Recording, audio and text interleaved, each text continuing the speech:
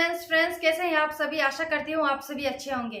Friends मैं हूँ Sapna and welcome to my channel 2M Sapna's dream world. Friends आज हम बात करेंगे कि एम्ब्रॉयडरी ट्रांसफर हो जाने के बाद हमें किन किन बातों का ख्याल रखना चाहिए, हमें क्या क्या सावधानियां लेनी चाहिए। फ्रेंड्स वीडियो को पूरा देखिएगा, वीडियो को स्किप मत करिएगा ताकि आपको पूरी नॉलेज मिल सके। अगर आपने वीडियो को स्किप करके देखा या फिर अधूरा देखा तो आप पूरी जानकारी समझ नहीं पाएंगे, इसीलिए वीडियो को पूरा देखिए। तो चलिए फ्रेंड्स देरी न करते हुए वीडियो को शुरू करते हैं। फ्रेंड्स एम्ब्रॉयडरी ट्रांसफर हो जाने के बाद डॉक्टर हमें 15 डेज का टाइम देते हैं और कहते हैं कि एम्ब्रॉयडरी ट्रांसफर होने के 15 दिन के बाद जाकर डॉक्टर से मिले।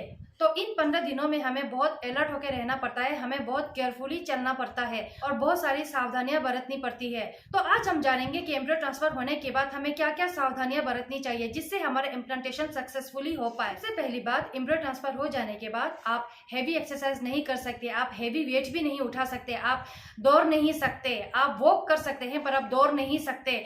ये टोटली आपको अवॉइड करना चाहिए। आप योगा कर सकते हैं, आप योगा में भी प्राणायाम, आप अनुलोम विलोम ये सब कर सकते हैं, पर आपको हेवी एक्सरसाइज बिल्कुल भी नहीं करना है। आप वॉक कर सकते हैं, हल्का हल्का वॉक कर सकते हैं जिससे आपका यूटेरस में ब्लड फ्लो बना रहे और आपका इम्प्लांटेशन सक्सेसफुली हो पाए। दूसरी बात, आप लॉन्ग जर्नी नहीं कर सकते, आप ट्रेन में सफर नहीं कर सकते, आप बाइक में सफर नहीं कर सकते, आप बस में सफर नहीं कर सकते।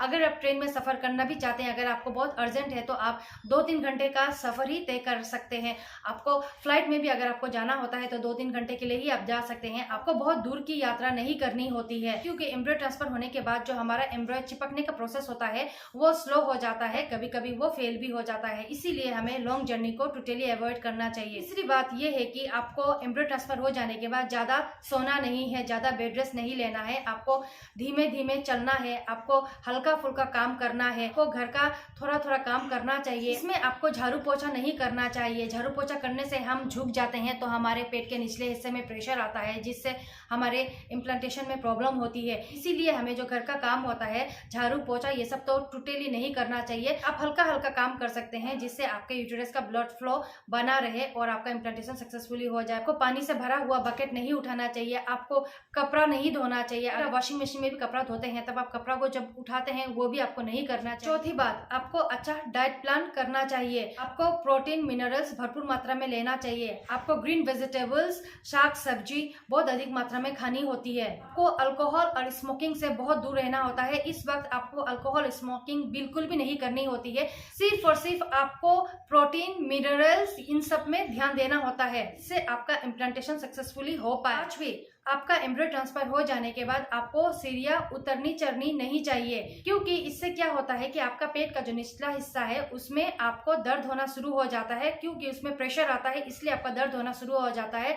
इससे इम्प्लांटेशन में बहुत असर होता है। और छठवीं बात, एम्ब्रॉयडरी ट्रांसफर हो जाने के बाद आपको इंडियन टॉयलेट यूज नहीं करना है, आपको वेस्टर्न टॉयलेट ही यूज करना चाहिए क्योंकि इंडियन टॉयलेट में आपको नीचे बैठना होता है तो आपको पेट में प्रेशर आता है। वेस्टर्न टॉयलेट में आपको नीचे बैठना नहीं होता है जिससे आपके पेट के निचले हिस्से पे प्रेशर नहीं आता। तो आपको इंडियन टॉयलेट को भी अवॉइड करना है। नेचुरल प्रेगनेंसी में इतना नहीं देखा जाता क्योंकि अधिकतर नेचुरल प्रेगनेंसी में लोगों को तो ये पता ही नहीं होता कि वो प्रेग्नेंट हो चुकी है, वो इन सब बातों का ख्याल ही नहीं रखते। नेचुरल प्रेगनेंसी को लेकर हम इतना सोचते नहीं है, हमारे दिल दिमाग में इतना ध्यान नहीं जाता, इसीलिए हमारा जो पेट्रोटिक ग्लैंड होता है वो अच्छे से वर्क करता है। लेकिन आईवीएफ में हम क्या करते हैं, एम्ब्रॉयडरी ट्रांसफर हो जाने के बाद हमेशा हम प्रेगनेंसी के बारे में ही सोचते हैं कि कहीं ये सक्सेस होगा या नहीं होगा, तो इसके बारे में सोचते रहते हैं। हमारे ऊपर बहुत प्रेशर आता है, हम बहुत टेंशन में चले जाते हैं। एम्ब्रॉयडरी ट्रांसफर हो जाने के बाद हमें ज्यादा सोचना नहीं चाहिए, हमें पूरा रिलैक्स रहना चाहिए। इसी से इम्प्लांटेशन को हम सक्सेसफुल बना सकते हैं क्योंकि ये कहा गया है कि अगर हम ज्यादा सोचते हैं, अगर हम ज्यादा टेंशन लेते हैं, अगर हम ज्यादा इसके बारे में ही सोचते रहते हैं तो हमारा इम्प्लांटेशन में बहुत असर होता है। तो एम्ब्रॉयडरी ट्रांसफर होने के बाद इतना सोचना नहीं चाहिए, हमें रिलैक्स होकर रहना चाहिए। ये भी एक बहुत बड़ा रीजन है इम्प्लांटेशन को सक्सेसफुल बनाने के। तो फ्रेंड्स यही थी मेरी आज की वीडियो। अगर मेरी आज की वीडियो आपको थोड़ी सी भी अच्छी लगी हो तो मेरे चैनल को लाइक और सब्सक्राइब कर दीजिए।